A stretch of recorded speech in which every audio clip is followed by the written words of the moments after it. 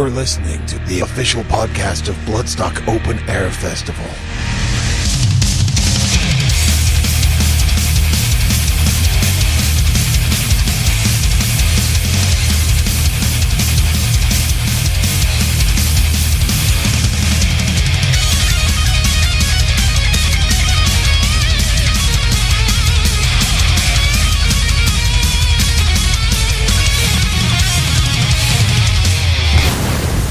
Bloodstock Radio.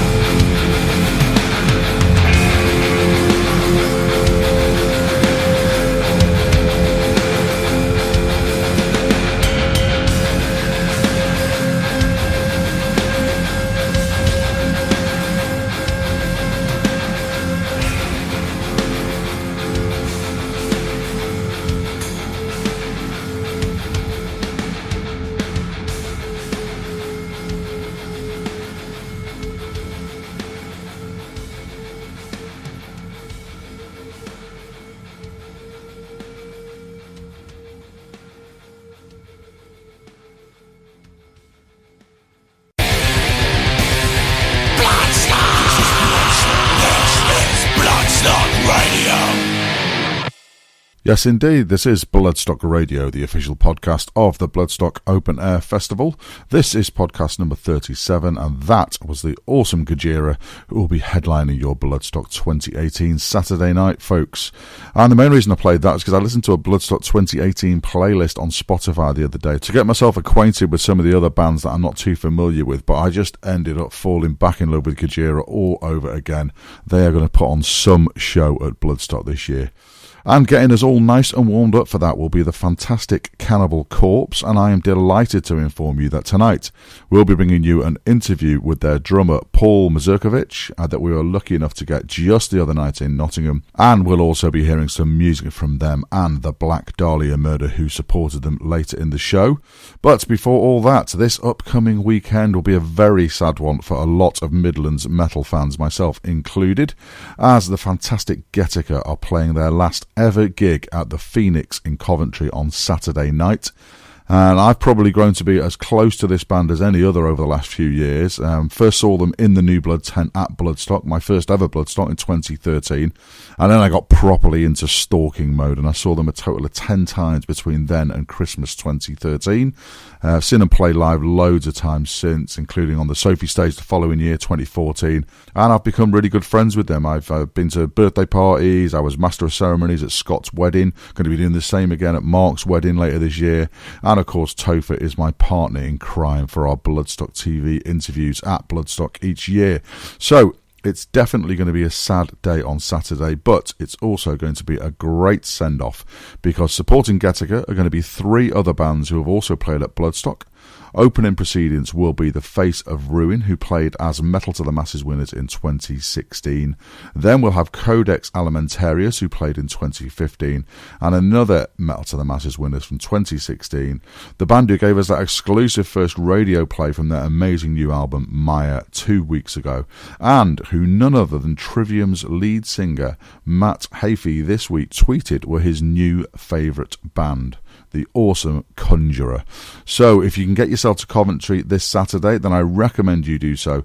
And here's a taste of what you'd be hearing with music from The Face of Ruin, Codex Alimentarius, Conjurer, and of course Getica. This is Bloodstock Radio.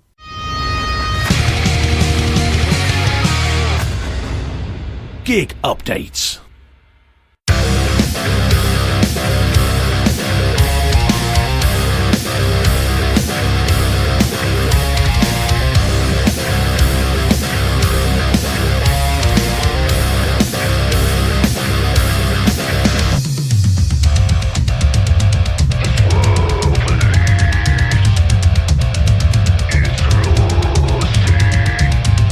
Phantoms of darkness rise from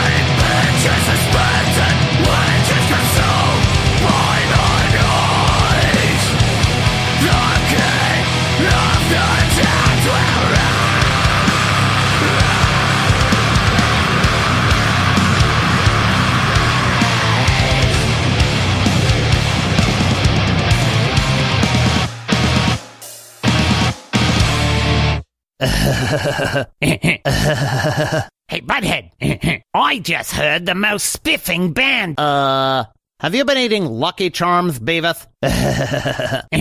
They're called Getica, and they're English gents. I say, old Beavis, let's have a spot of tea.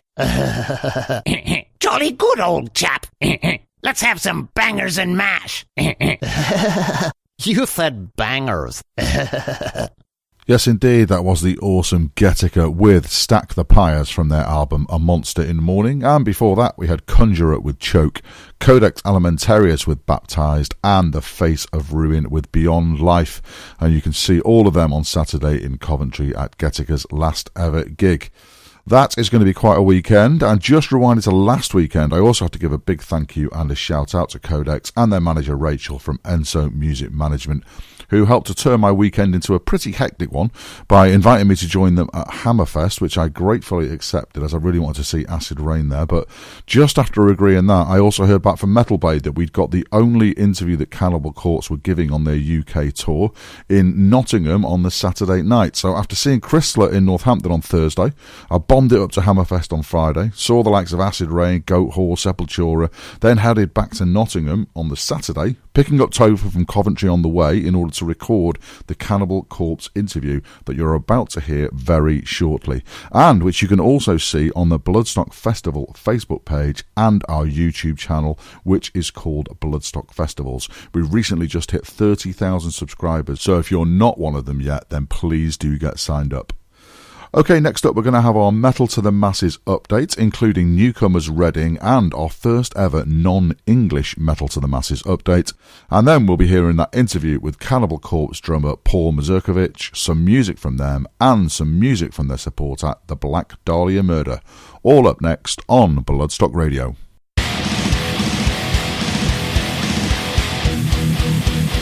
Metal to the Masses update. Hey guys, this is Oliver here, doing a Metal to the Masses Reading update and the story so far.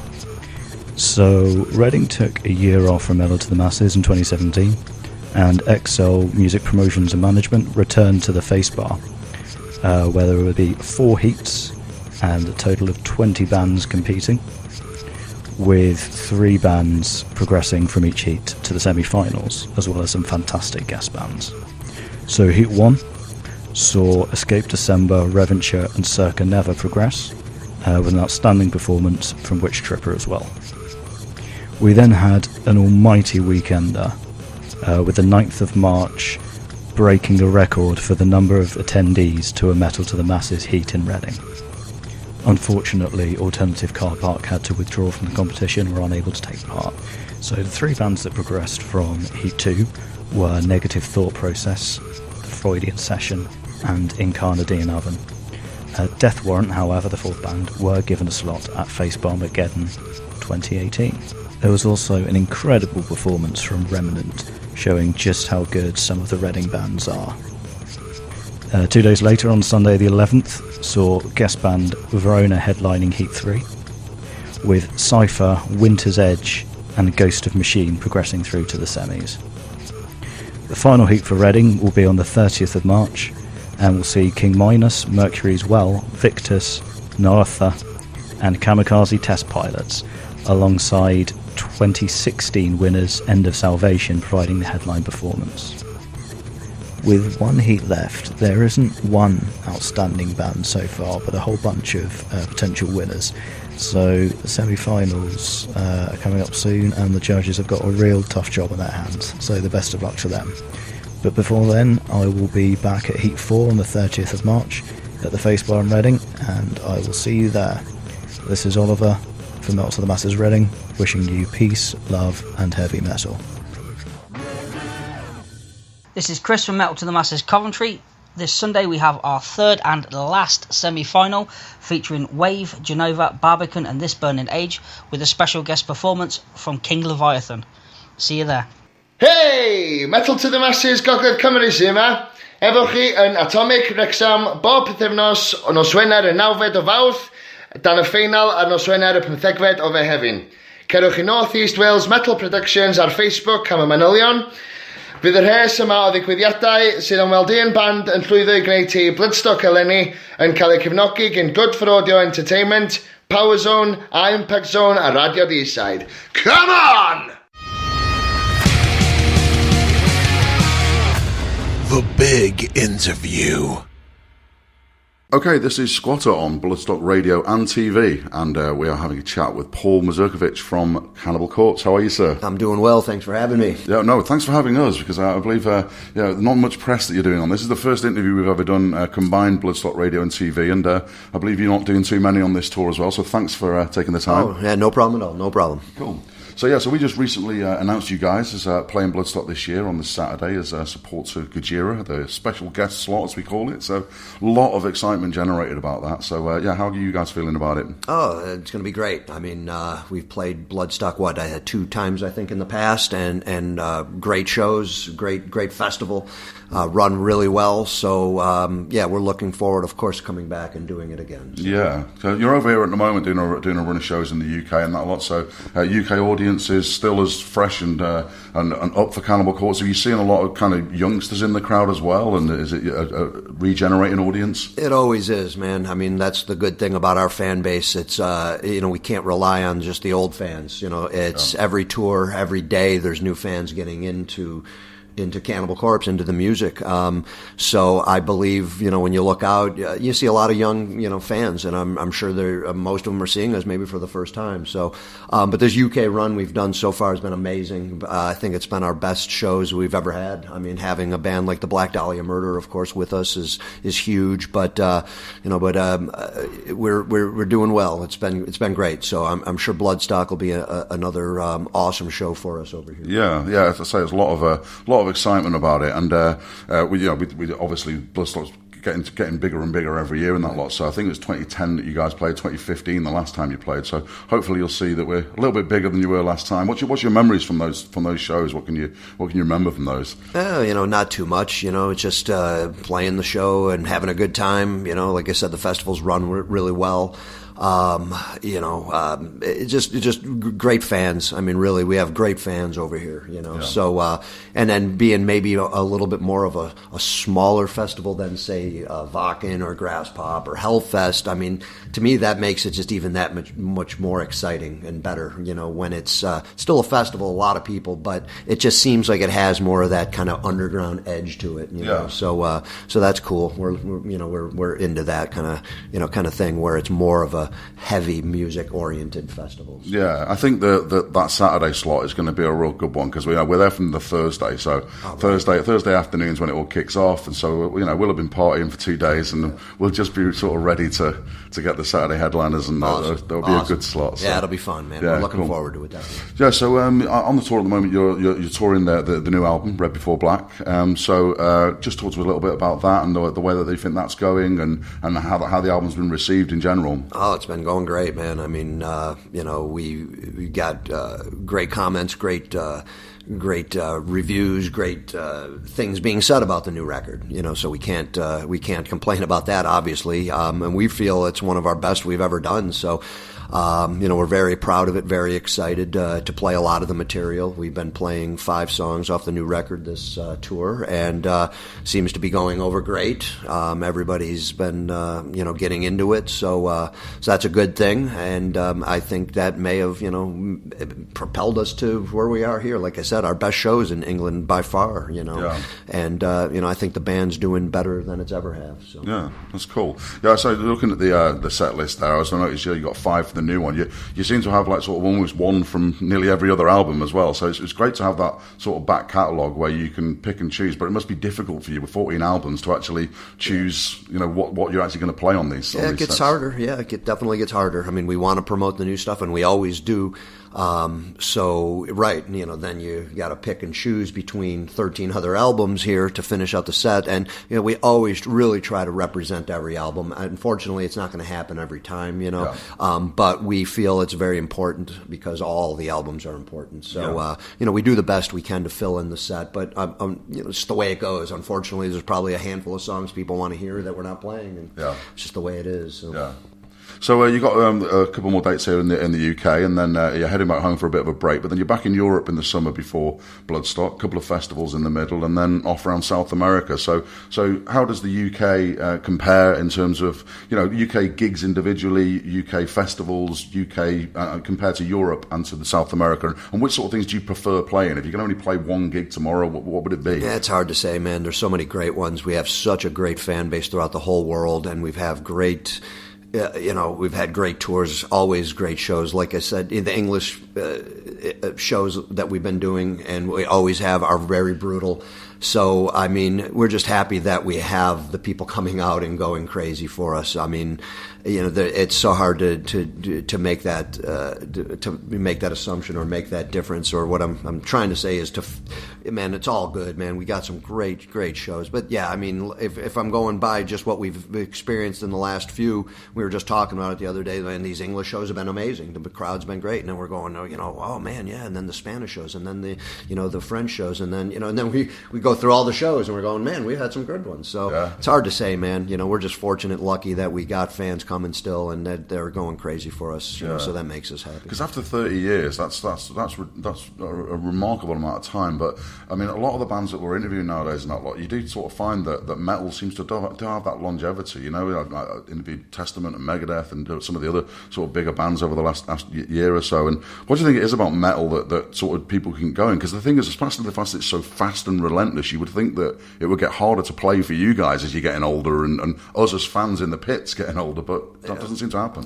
Metal is it's a crazy thing, that's for sure. I mean, it's when you're into metal, it's not like being in any other style of music. You live it then, and that's what we've been doing our whole lives, of course, and that's what the fans do. So we just do our thing, man, and we're happy to have had the opportunity to be a band here for 30 years, and we're going to make the most of it, and we try our hardest to write songs and to put out, new material when we do. We never go through the motions, so I mean, hey, that's just the way we do it, We this is what we started 30 years ago, and we just want to keep it going, man. Okay, so Bloodstock's got a big tradition, and me myself personally, the last 5 years, I've been working with a lot of up-and-coming, emerging bands, and we have a new blood stage at Bloodstock. We have a Metal to the Masses competition, like regional battle of the bands, and the winners of those get to play at Bloodstock. So from someone that's sort of been there 30 years, looking down at where the scene's gone and where it's been and where it is now, what's your sort of opinion as someone sort of looking down as to what the grassroots is like coming through?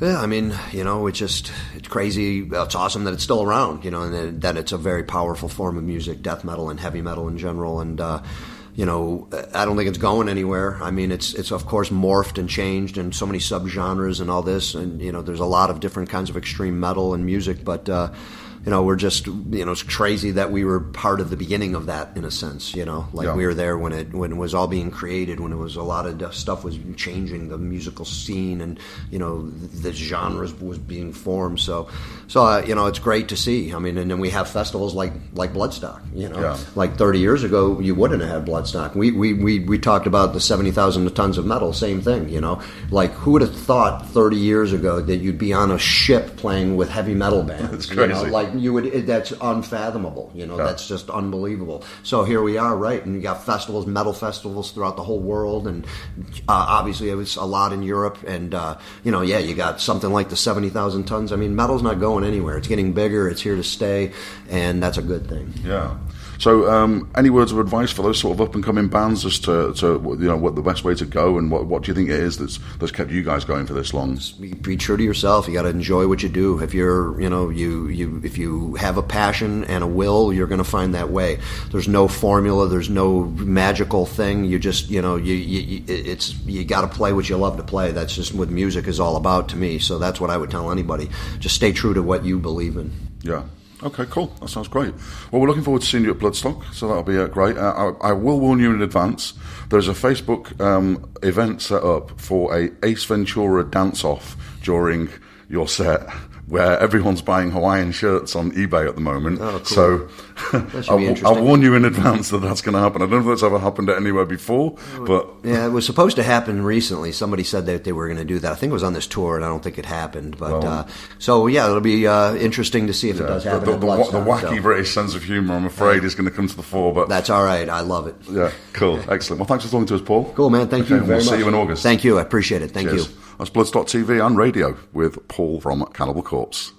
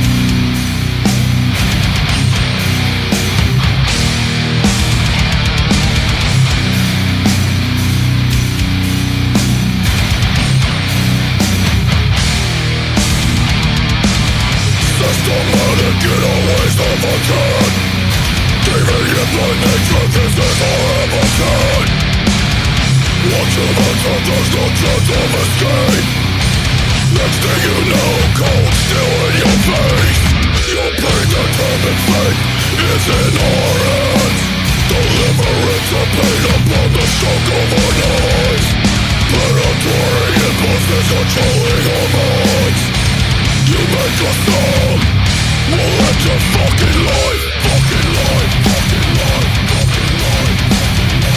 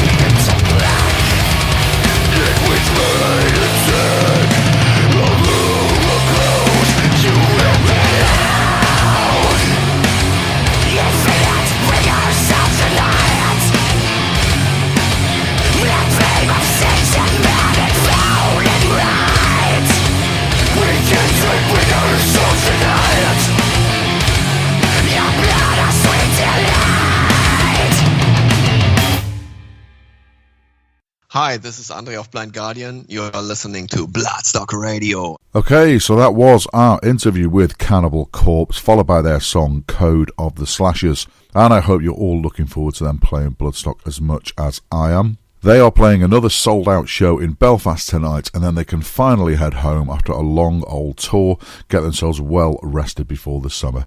Thanks again to Paul for taking the time to talk to us, to Andy at Metal Blade for organising it, and to Jonathan, the CC tour manager, for looking after us. We also heard Black Dahlia Murder with the title track of their latest album, Nightbringers, and I have to mention that some more cool stuff has happened this week, as they are one of the favourite bands of my colleague Topher, who took some great pictures of them. And this week, not only have the band been sharing those pictures on Instagram, but the guitarist has also been in touch with him, and there is a possibility of some of his shots being used for some of that guitarist's endorsements. So Topher is very excited about that, and it was a nice little unexpected bonus from our trip to Nottingham on Saturday night through all those blizzards. Anyway, that's us just about done for tonight, so I hope you enjoyed all that, and I'm going to indulge myself just one last time and leave you with an outstanding Gattaca track from their latest EP, The Great Reclamation. Try to get yourself to Coventry this Saturday, folks, as it will be a great night as we say goodbye to one of my favourite emerging bands. Thanks for all the music and the great gigs, guys. It's most definitely been emotional, and you most definitely had our attention. This has been Squatter on Bloodstock Radio, and this is Gattaca with Existence or Oblivion. Spiffy. Spiffy. Spiffy. Spiffy.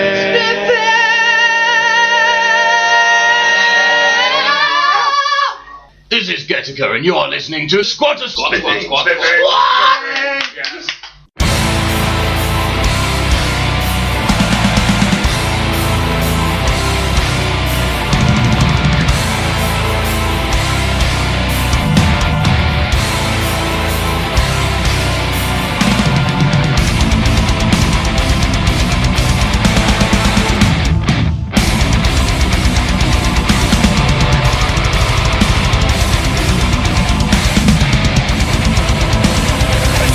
Sorry.